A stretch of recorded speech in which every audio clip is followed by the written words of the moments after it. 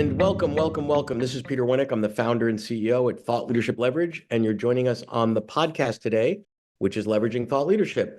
Today, my guest is AJ Harper. She's an editor and publishing strategist who helps authors write transformational books that enable them to build relationships, grow their brand, and make a significant impact on the world. As ghostwriter and a developmental editor, she's worked with hundreds of authors, from newbies to New York Times bestselling authors with millions of books sold. She teaches her method in Top 3 Book Workshop and the Must Read Editing Workshop. She's a partner and head writing coach for Heroic Public Speaking, which is the speaker and training program that Michael and Amy Port run. And she's been the writing partner of Michael Michalowicz for many years. So without further ado, welcome aboard, AJ. Hey, thanks for having me.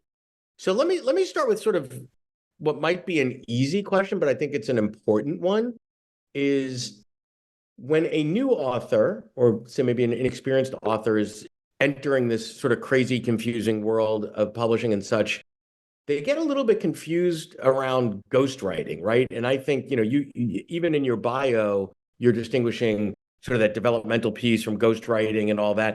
I always view ghostwriting as on a continuum. From the bad end of the spectrum is you write it and I'll put my name on it. But why don't you explain the different, 50 shades of ghostwriting, if you will? Oh, well, it's just an umbrella term. And it's not a regulated term or industry. So you have to be aware of that when you're looking for a ghostwriter. But a good ghost can help you refine your concepts and your intellectual property and realize your vision for the book. And when I started out, sometimes I had clients who just gave me the concept. I even wrote a whole book once from a table of contents. Mm-hmm. I had almost no interaction with that person at all. And that's a rare situation, but it does happen. Primarily what I did as a ghost, and what so many ghosts do, is help you refine your message, understand your reader, organize your content, make sure that the book is delivering on the promise. There's a fair amount of therapy happening there. And it's usually a collaboration to get that clarity around, how is this book going to be organized? How is it going to speak to the reader? How is it going to meet the author's goals in terms of their business and thought leadership? And then the writer will then go and make that happen. But Yeah. sometimes you have authors who have written some of it, or they have a bunch of notes or transcripts or training. So Sure. sometimes you have something Sure. to work with.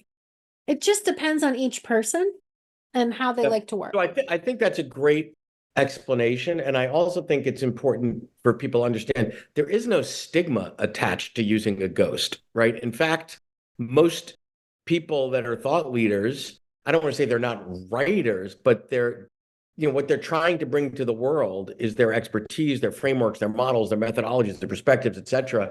And they haven't written as many as you've written, obviously, right? So they're always going to be, or not always, they're more of a novice, and just tapping into someone that's been through that before, right? Again and again and again, brings a lot to the table and the process for an author, I think. Well, I don't know how you'd respond to that.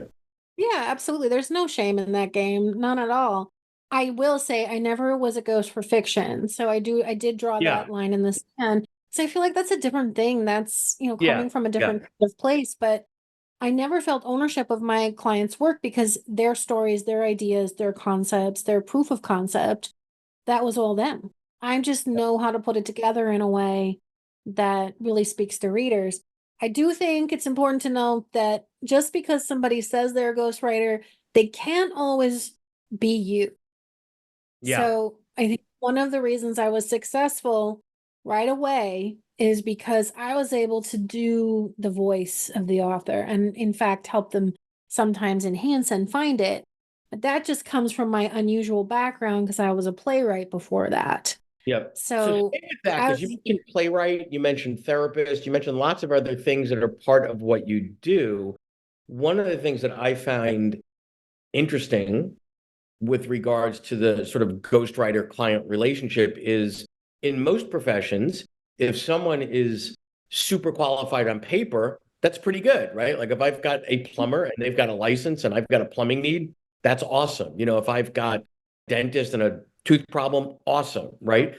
But many times it doesn't click, right? Because it's such a intimate relationship. It's such a personal relationship. So when someone says, help me find my voice, that assumes that they know what their voice is and they can show you, I'm snarky, I'm funny, I'm thought. Like, what does that mean? It's almost like if I say to someone, if I hire someone to paint my house and say painted blue, they could go sky blue, right? Or they could go navy blue. And if I wasn't specific, oops, like weren't the odds of us getting the blue that we both thought we were getting is pretty low. So how do you deal with sort of that intimate level of the relationship and making sure you're in sync with the client? Because that's I don't really understand how that's done so well by so many great ghostwriters.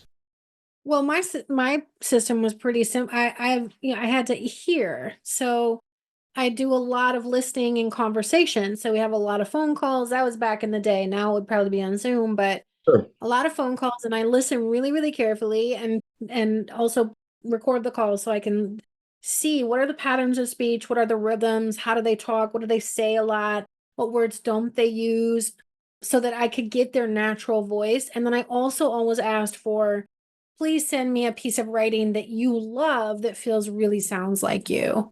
So I would ask them to give me something, because often I was dealing with an academic or a person, a corporate Yeah. person who had been trained out of having a voice because they couldn't really have it. So I had to help them find it by just listening to them. So you can't really expect a ghost to get it if you aren't talking to them on a regular basis. And lastly, if I were to ask you for 3 or 4 tips to give to the author on how to optimize the probability of a successful outcome, successful relationship with the ghost, what would you say to them? Sort of here's Okay, how I not to totally screw have it. your part. Yep, I got it. Number one, have your book fundamentals really clear. So in my book, Write a Must Read, those fundamentals are really clear idea of who your reader is and what they want and what they perceive as standing in the way. Really clear transformational message and really clear promise of the book. Have that ready to go. Don't expect them to give it to you. Do that work yourself. Number two, get in your contract an out clause after, say, 2, possibly 3 chapters. By then you should know if that person can nail your voice or not. So have it so that you can, after 2 or 3 chapters, get out of the contract, of course, pay them for the work they did, but then move on to a different person. Don't wait So to I find the just want to whole understand that. So, manuscript. so there's a point that you're saying it's not 1 chapter, it's not 5, 2 to 3, where you all have had a Mhm. chance to dance together, see if it's working, and then you can go, you're lovely, you're talented, I adore you, but Mhm. I'll still be friends. And obviously you got to get paid for your work. I like that idea, but I think people get stubborn, like, oh, just one more, one more, one more, one more. But I like that 2 to 3 and, giving it a timeline or a number of chapters or something like that, and then reevaluate, knowing what you know now, would you still hire this person to do the job that you've tasked them to do? And if not, let it go. And they're going to be frustrated because they wasted some money and time and all that. But I think that's really wise. I mean, I always had my contracts that anybody could pull out at any time. The reason being that you have to get to a point where you feel like, okay, I can do this person's voice. And sometimes people are just, from my perspective as a ghost, I want to get that right up front to say, that's our goal. And if we can't get there, we shouldn't move forward. So you Okay, want to good. have that expectation. Sometimes the chemistry just isn't there.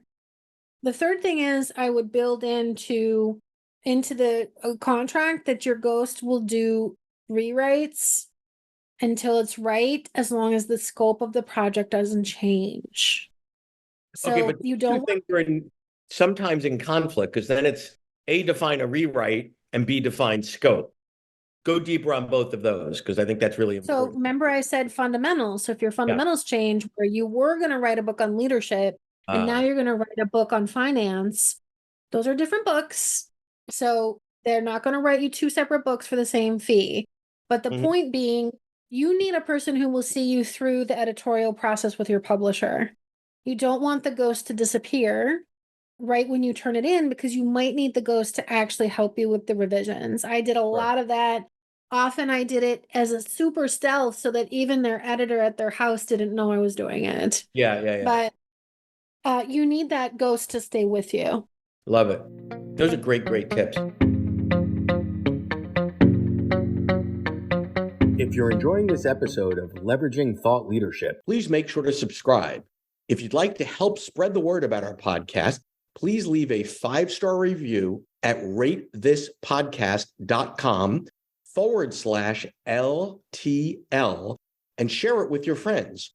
We're available on Apple Podcasts and on all major listening apps, as well as at thoughtleadershipleverage.com/podcasts. So this is not your domain expertise where I'm going now, but I want to get your insights because you're sort of there, in the periphery.